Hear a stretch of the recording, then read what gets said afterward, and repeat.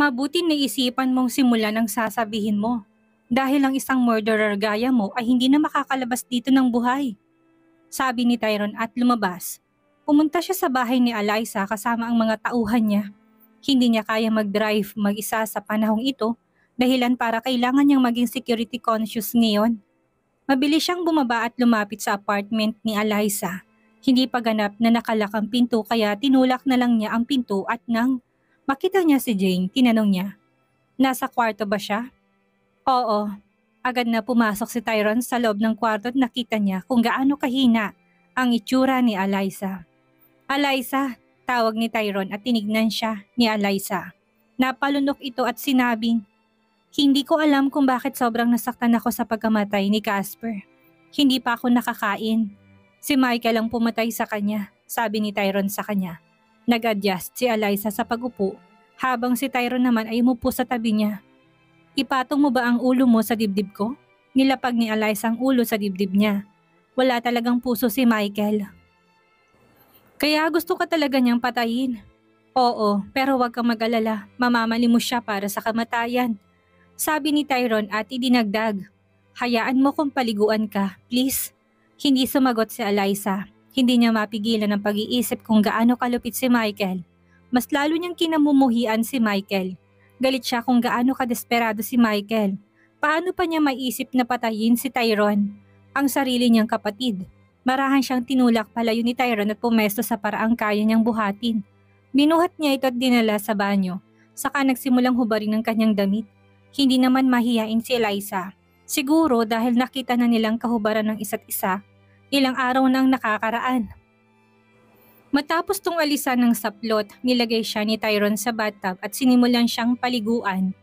Nang matapos, nakaramdam ng panibagong sigla si Eliza at naging magaan ang mabigat na pasanin na nararamdaman niya. Tinulungan siya ni Tyrone na lumabas ng bathtub at pinatuyo ang kanyang katawan gamit ang tuwalya.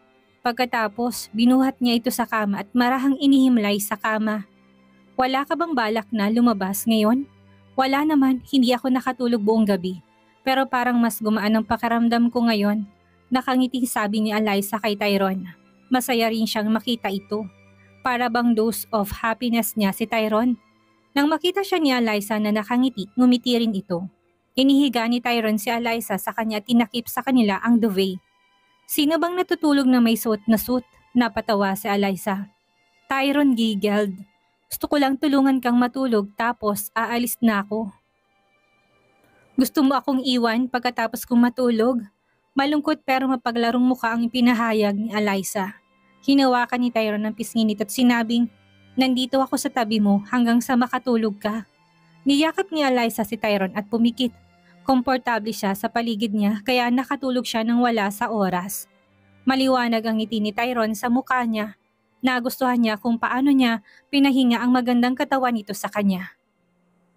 Makalipas ang 15 minuto ay tumunog ang cellphone niya at maingat niyang inilabas ito mula sa kanyang bulsa para hindi magulo si Eliza at magising mula sa kanyang pagtulog. Nang makita si Lord Joaquin iyon, sinagot niya ang tawag pero nanahimik siya. Hindi pa rin siya nasisiyahan sa lalaki. "Kung hindi mo palalayain si Michael sa kung saan mo siya itinago, ikaw at ang iyong mga anak ay magdurusa." Ang matigas at mahigpit na tinig ng matanda para hindi magising si Eliza sa kanyang boses. Inilapag niya ang ulo nito ng dahan-dahan sa unan at maingat na tumayo. Pagkatapos ay lumabas ng silid. Nang makita ni Lord Joaquin na tahimik siya, galit na galit siyang sumigaw. "Nangahas ka bang manahimik sa akin? Hinahanap mo ba ang galit ng buong angkan?" "Hindi ako takot sa'yo at sa buong angkan." Mahinahon pero nagbababalang sabi ni Tyrone. Galit na nag-smirk ang lalaki. "Kung ganun, hulaan ko, handa ka nang tanggapin ang anumang mangyayari sa iyong mga anak." Bago pa man magsalita ng isa pang salita si Tyrone, pinutol na ni Lord Joaquin ang tawag. Agad na tumawag si Tyrone kay Benji at kaagad na inutusan na sagutin niya ang tawag. "Tiyak kinaligtas ang aking mga anak. Hinahabol sila ng pamilya ko. Poprotektahan ko sila." Paniniyak ni Benji. Pagkatapos ay bumalik si Tyrone para humiga sa tabi ni Eliza. Pagkalipas ng 2 araw, lumapit si Tyrone sa kwarto ni Marcela. Bandang 10:00 ng umaga at marahang kumatok. Nang buksan niya ang pinto, sinabi niya sa kanya, "Oras na para pumunta kami sa ospital." Ah, para sa DNA? Sure, sabi ni Marcel at napalingon. Naligo ka na ba? Bumalik si Marcela sa kanya at tumugon. Hindi pa, pero pangako ko hindi kita paghihintay ng matagal. Okay, sabi ni Tyron at lumayo. Nakabihis na mga bata pero nasa loob pa rin sila ng kanilang mga silid. Habang si Tyron ay mahinahong nakaupo sa kanyang sala. Naghihintay na matapos si Marcela, ang kanyang head of guard, ay tumawag sa kanya at sinagot ito. Sir, mga 16 na lalaki mula sa klan ng Aliman ang nandito para makita kayo, sabi niya. Sabihin mo sa kanila na wala akong oras para makita ang sinuman. Sabi ni Tyron at binaba ang tawag. Hindi nagtagal ay lumitaw si Marcela, nakasuot ng maliwanag na pulang gown na may mga bato sa buong ibabaw nito. Ngumiti siya kay Tyron at inasahan niya magkomento si Tyron sa tela. Nasuot niya dahil isa ito sa limited edition clothes na inihatid sa kanya ng designer company 2 araw na nakakaraan. Kasual ni inilayo ni Tyron ang tingin sa kanya at tinawag ang mga maid para ipaalam sa mga bata na oras na para pumunta sa ospital. Hindi nagtagal ay lumitaw ang 6 na bata. Maganda ang suot, maliwanag ang mukha nila. Hi mga baby ko, ang cute niyo ah. Niyakap niya silang lahat at saka hinawakan ng mga kamay ni na Amethyst at Athena at sinabi kay Tyron, pwede ba tayong umalis ngayon? Sige, sabi ni Tyron at nagsimulang lumabas ang lahat. Hindi nagtagal, naupo silang lahat sa loob ng isa sa Lamborghini. Gustong malaman ni Tyron ang resulta ng DNA test bago niya sabihin kay Eliza na pumunta dito. Dahil nakaupo si Marcela sa tabi mismo ni Tyron, pinatong niya ang kamay nito sa kamay niya at sinabing, bakit tila naging moody ka, Habi? Ngumiti ka agad si Tyron at tinanong siya, ganun ba? Oo, may maitutulong ba ako? Tanong ni Marcela tumiling si Tyron bilang tugon. Nakangiti pa rin. Wala naman, okay lang ako. Huwag mo kong alalahanin, Marcela. Inilapag ni Marcela ang kanyang ulo sa kanyang balikat at pagkatapos ay sinabi, masaya talaga ako sa iyo, Tyron. Nagtataka si Tyron kung bakit bigla siyang nagtatapat ng ganyan. Diretso ang sagot niya. I love you too. Ang kanyang mga salita'y walang anumang pagmamahal. Hindi nagtagal ay nag-usap ang mga bata. Huminto ang kotse bago sa ospital, isa sa pinakamalaking hospital sa North Hill. Nang bumaba na silang lahat, nabigla si Marcela nang makita sa ibang ospital isasagawa ang DNA test. Akala niya ay sa B Hospital isasagawa ang DNA test pero laking gulat niya nang sa C Hospital ito gagawin. Lumingon siya kay Tyron at nagtanong, bakit tayo pumupunta dito? Bakit hindi natin sa B Hospital ito ang pinakamalaki at trusted hospital? Alam ko yan, pero sensitive ang test na isasagawa natin. Kailangan ko siguraduhin na walang magiging problema o lalaruin ang resulta, sabi ni Tyron habang naglalakad sila sa loob ng ospital. Problema? Sinong magtatangkang laruin ang resulta? Tanong ni Marcela nagtataka kung pinaghihinalaan ba siya ni Tyron. Tumigil na muna si Tyron at bumaling sa kanya. Ano ka ba naman Marcela? Lahat ng mga tanong mo ay hindi kinakailangan. Ang pinakamahalaga ay narito tayo para sa DNA test. Bakit parang hindi ka masaya na dito natin isasagawa ang test? Natigilan si Marcela. Hindi naman sa ganon Tyron. Kung ganon tara na. Pagkatapos ay tumalikod dito sa kanya at nagpatuloy sa paglalakad sa loob. Sa isang jiffy, ang mga bata at si Marcela ay dinala sa laboratorio kung saan ang kanilang mga sample ng dugo ay kokolektahin ng doktor para matiyak ang pagiging lehitimo ng test. Sumama rin si Tyron sa kanila sa laboratorio. Sinabi ni Marcela sa doktor na kasama nila sa laboratorio, bakit hindi mo sabihin sa asawa ko na hintayin kami sa labas? Hindi naman talaga kailangan pero koleksyon lang ng dugo ang kukunin ko, wala na. Sabi ng doktor at nilabas ang kanyang mga kagamitan saka nagsimulang kunin ng dugo mula sa kanya. Sorry, Mrs. Marcela. Paghingi ng paumanhin ng doktor at umaasang hindi siya nasaktan nito, pagkatapos ay nilabas niya ang kanyang mga kagamitan. Ano bang nangyari sa kanya? Tanong ni Tyron sa doktor mula sa kinatatayuan nito. Lumingon ang doktor sa kanya at tumugon. Hindi ko talaga masabi pa. Sir, pero magsasagawa ko ng ilang pagsusuri sa kanyang dugo para malaman kung anong problema. Okay, do that. Sabi ni Tyron at magalang na nag-gesture ang doktor para lumabas ng lahat sa laboratorio. Marahang umupo ang mga bata sa isang espesyal na silid kasama si Marcela habang nakatayo si Tyron. Hindi natuwa si Marcela dahil hindi malang nag-abala ang mga batang mag-alala kung anong problema sa kanya. Tyron, sobrang hina ng pakiramdam ko. Mahinang sabi ni Marcela. Walang emosyong tinignan ni Tyron ang babae at sinabing, kumapit ka lang, nasa ospital tayo at pwede kang magpagamot pero hayaan mo munang doktor na alamin kung anong mali sa'yo. Okay, tumango si Marcel at makalipas ang ilang segundo, naglakad ng doktor papunta sa kanila. Sir, ang doktor ang may hawak sa isang letterhead letter na may resulta na kung ano problema ni Marcela. Magsalita ka, demand ni Tyrone. Siya, buntis po siya sir, sagot ng doktor. Nagulat ang mga bata sa bawat isa. Buntis? Sunod-sunod silang nagmukmuk na parang hindi nila inaasang mabubuntis siya kahit nakasal na sila kay Tyrone. Lumingon si Tyrone sa kanya at tinanong si Marcela. Buntis ka? Kaninong bata? Mahinang pagtayo ni Marcela at nagsimulang umiyak. Nakakahiya na tinatanong mo ko ng ganyang uri ng tanong sa harap ng doktor at ng mga bata. Akala mo ba yuyukod ako na napakababa para lokohin ka? Mahal na mahal kita, Tyrone. Hindi ko alam na nangyari sa atin noong lasing ka ilang araw na nakakaraan ay hahantog sa aking pagbubuntis. Dapat ay uminom ako ng pills pero nakalimutan ko. Patawarin mo na lang ako. Buntis ka na ngayon para sa akin? Tanong ni Tyrone at tumangulang si Marcela. Pwede ko tong i-abort kung gusto mo. Please Tyrone, huwag kang magalit sa akin. Mas agresibong umiyak si Marcela. Naalala ni Tyrone ang isang araw na nagising lamang siya at nakitang hubad sa tabi ni Marcela. Hindi niya masasabing sigurado kung nakipagtalik siya sa kanya dahil nalasing siya nung gabi na nakaraang araw. Actually, hubad din si Marcela sa tabi niya noon.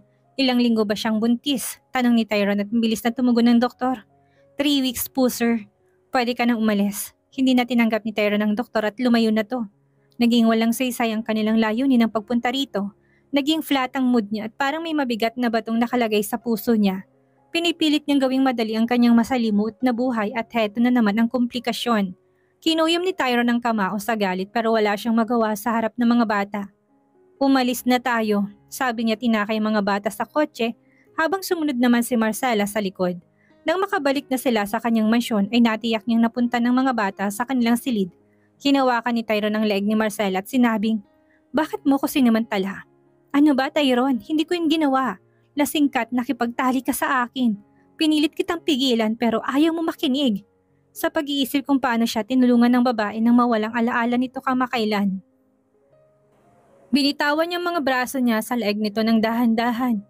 Malaki ang pagmamalasakit ni Marcela sa kanya matapos itong mawala sa alaala at minsan ay naisip niya na utang na loob niya ito sa kanya dahil sa kabutihan nito sa kanya. Naisip niya na kung wala si Marcela, hindi niya maalalang maraming bagay tungkol sa kanyang sarili. Bumagsak si Marcela sa sahig at nagsimulang umiyak. Ipapalaglag ko na lang ito. Huwag kang maglakas loob, utos ni Tyrone. Tinignan siya ni Marcela mula sa sahig na kinaupuan niya at sinabing, "Hindi ako dapat maglakas loob ha?" Umiiyak siyang nagpatuloy. "Pero muntik mo na akong patayin ngayon lang. Hindi ba't mag-asawa tayo at 6 na taong gulang ng mga anak natin? Bakit ako bilang asawa mo'y bawal mabuntis? Simula nung naging kaibigan mo si Eliza, hindi mo na ako binibigyan ng atensyon. At hindi mo na ako pinakitaan ng pagmamahal at sa ospital. Tinanong mo pa ako sa publiko kung buntis ba ako para sa iba?" Umiling si Marcela na parang isang taong lubhang nasaktan. "Napakasakit ng puso ko." Ipinatong niyang kanyang kamay sa kanyang puso at patuloy na umiiyak. "Walang kabuluhan ang buhay ko. Sana lang patayin na ako." Ibinaba niyang ulo tinayaang tumulong kanyang mga luha sa sahig. Naawa si Tyrone sa kanya at lumuhod sa harapan niya.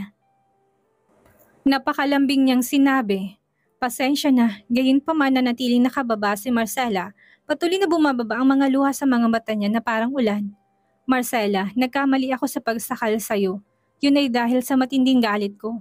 Totoo naman na hindi ko naibigay sa iyo ang atensyon ko simula na maging close ako kay Eliza ngayong. Buntis ka na sa anak ko. Magbabago na ako. Pwede pa ba?" Tinaas ni Marcela ang mukha sa kanya at nagtanong. "Oo, gagawin ko," tugon ni Tyrone. "Pangako ba yan?" tanong ni Marcela. Nagdalawang isip si Tyrone bago siya sumagot. "Oo, pangako to. Huwag mo ngang isipin yung pilaglagang bata, okay?" Tumango si Marcela, tinila siya ni Tyrone palapit sa sarili, tinalikan sa noo. Tinulungan niya itong tumayo't sinabing, "Pumasok na tayo sa loob." Sumandal sa kanya si Marcela habang inaakay siya nito sa loob. Tinulungan niya ito sa banyo at saka naglakad pabalik sa kwarto. Napabuntong hininga si Tyrone at bumagsak sa kama. Nagring ang phone niya at nakita niyang si Eliza yon. Nagdalawang isip siya bago sumagot sa tawag. "Hey Tyrone, hindi ba ngayon ang araw na sinabi mo magsasagawa tayo ng DNA test? O nakalimutan mo na ba?" Tanong ni Eliza. Mabigat ang puso na sinagot ni Tyrone. "Hindi ko nakalimutan." Napabuntong hininga siya. Nagbago ang plano. Naging disappointed si Eliza. Naisip niya na ngayon ang araw nang ipapahiya niya si Marcel at babalikan ng kanyang mga anak. Napakarami niyang inaasahan para sa araw na ito. Please, let me prove na hindi ako nagsisinungaling at ang mga batay akin talaga. Tiwalang hiling ni Eliza. Eliza, buntis si Marcela. Sa narinig na balita, tila 1,000,000 punyal ang tumarak sa puso ni Eliza. Tinignan ni Eliza ang screen ng phone niya para siguradong si Tyrone ang kausap. Nagtaka siya kung tama bang narinig niyang salita kaya nagtanong siya. Sabi mo Marcela is what? Buntis siya at akong ama. Nagbanta na siya na ipapalaglag niyang sanggol kung hindi ko siya bibigyan ng atensyon. Eliza, sorry. Pero hindi na tayo pwede pang magkita. Sa tingin ko may nararamdaman ka para sa akin pero subukan mong patayin ang nararamdaman at kalimutan mo na ako. Gusto ko lang mag-focus sa asawa at mga anak ko. Ayaw ko magloko sa ina ng mga anak ko. Gusto ko lang mabuhay ng simple at walang gulo. Pwede ka nang mag-move on sa buhay mo, please. Masakit na sabi ni Tyrone at binaba ang tawag. Pilit na tumulong luha sa mga mata niya matapos niyang sabihin ito. Lumitaw si Marcel ang nakabalot lamang ng tuwalya sa kanyang katawan. Hot siyang tignan at nakabuyang niya ang katawan tila handang magpalapa. May tubig siyang tumutulo sa basang buhok niya na nahulog ng maluwag sa kanyang likod. Alam niya si Tyrone na isang tipo ng lalaking tumupad sa pangako, kaya kung mangako to sa kanya, tutuparin niya ito kaya hindi na siya naabala patungkol kay Eliza. Lumapit siya kay Tyrone na may maliwanag na ngiti sa muka at sinabing, "Halika't bihisan mo ko." Ngumiti si Tyrone kahit sobrang sakit ng puso niya. Parang may mga bubuyog na nanunuot dito. Niluwagan niya ang tuwalya sa paligid nito at pumunta sa kanyang wardrobe at pinili ng isang puting light dress. Pagkatapos, tinulungan siyang isuot ito. Tumalikod si Marcel at saka masayang bumagsak sa kama. Tyrone, matutulog ka ba sa kwarto ko ngayong gabi? Bilang isang buntis, kailangan kong lahat ng atensyon. Ang anak natin ang nasa akin ay mananatili lamang na malusog kung papasayahin mo ko. Hinubad ni Tyrone ang kanyang suit at sinabit to sa humiga sa tabi niya. Nandito ako para sa'yo. Salamat asawa ko. Niyakap siya ni Marcela at nagtanong, bakit hindi mo ilusan ang butones ng shirt mo? Ikaw na lang, sabi ni Tyrone at gleefully, nagsimulang luwagan ni Marcela ang butones ng kanyang polo. Samantala, walang awang pagpunit ng puso ni Eliza nang marinig niyang binuhos ni Tyrone ang mga salitang iyon. Bagamat hindi sila magkarelasyon, parang break up ang mga sinabi niya. Tumulo ang luha sa mukha niya na parang malakas na buhos ng ulan. Dinampot niya ang kanyang unan at niyakap ito ng mahigpit. Umiyak ng malakas habang nakasubsob ang mukha sa unan. Bumukas ang pinto ni Eliza sa sandaling yun at tumakbo si Jane sa loob dala ang laptop niya. Sumisigaw.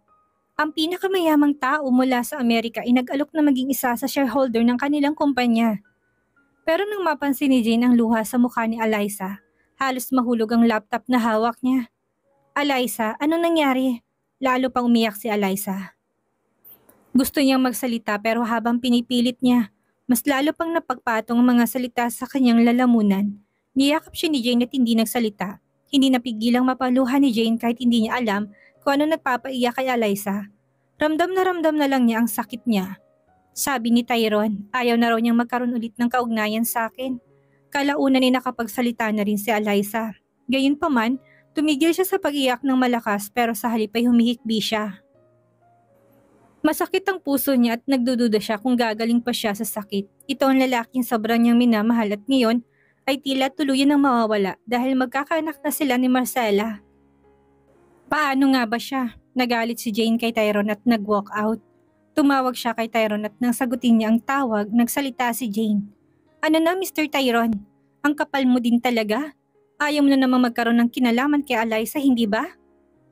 Fine, panindigan mo yan. Kung sa bagay, okay niya rin kasi may ibang lalaki na handang mag-comfort kay Eliza. Hindi ko na mahintay na marinig kong mga ungol ng love-making mula sa kanilang kwarto. Anong sabi mo? Hold on. Sabi ni Tyrone na parang alam niyang may plano si Jane na ibitin ang tawag pagkatapos nitong magsalita. May kasama ba siyang lalaki? Tanong ni Tyrone. Oo, sagot ni Jane at binaba ang tawag. Tumalikod siya at bumalik para salubungin si Eliza. Saan ka ba nagpunta? Tanong ni Eliza. Para sabihin kay Tyrone na may kasama kang ibang lalaki. Sa paraan ng pagsasalita niya, sa tingin ko, baka dumating siya, sabi ni Jane. Ewan ko ba kung bakit siya magkakaroon ng feelings para sa'yo, pero patuloy ka pa rin niyang itinataboy. Ayoko siyang makita, sabi ni Eliza. Since na-acquire na namin ang bago naming mansyon, pwede na lang kaming mag-pack over doon ngayon, demand ni Jane. Magmamaneho ako dun ngayon. Kumuha ka ng mga taong pwedeng kumuha ng lahat ng gamit natin at dalhin sa mansyon. Tandaan mo, walang makakaalam na magpapalit tayo ng tirahan. Tanong ni Eliza at tumangulang si Jane. Pumunta si Eliza sa banyo at nagugas ng mukha ng tubig pagkatapos ay lumabas na siya. Pumasok siya sa loob ng kotse niya at nagpunta sa mansyon niya. Tahimik at malayo sa dati nilang apartment. Masakit nang ngumiti si Eliza nang bumaba siya mula sa garahe ng kanyang mansyon. Napakaganda sana ng pamumuhay dito kasama ang kanyang mga anak habang naglalakad siya patungo sa pasukan ng mansyon. Naisip niya kung buntis ba talaga si Marcel at si Tyrone, ang ama o isa na naman itong palabas niya para mahawakan sa leg si Tyrone at mapaikot sa mga palad niya. Inilagay ni Eliza ang fingerprint niya sa pinto ng bahay at bumukas ang pinto. Pagkapasok niya, may pumasok na ideya sa kanyang isipan. Pumunta siya sa home office ni Tineo kasama ang kanyang mansyon at agad na nag-apply bilang guro sa paaralan ng bata. Wala talagang nakakaalam na siya ang CEO ng group ng Triple ZA. Since sa Triple ZA's group, CEO ay laging nagbibihis na parang isang Muslim cleric. Dahilan niya ang pagiging guro ng mga bata ang tanging paraan para mas mapalapit siya sa mga bata. Bilang kanilang guro, mas madalas siyang makakasalumuhat marahil ay mababawi nilang kanilang alaala. Pero kahit mabawi ni Tyrone ang kanyang alaala, magagawa pa rin ba niyang ihiwalay si Marcella? Na desperado ng in love kay Tyrone at malamang buntis na ngayon. Bakit ang hirap ng buhay para sa akin? Ang gusto ko lang mabawi ang inagaw ni Marcella pero bakit ang lupit ng kapalaran sa akin? Kailangan niyang makapasok at matanggap ang application niya. Pagkatapos nito ay nagpahinga siya sa office chair at pag-asang makakakuha siya ng feedback kaagad mula sa paaralan.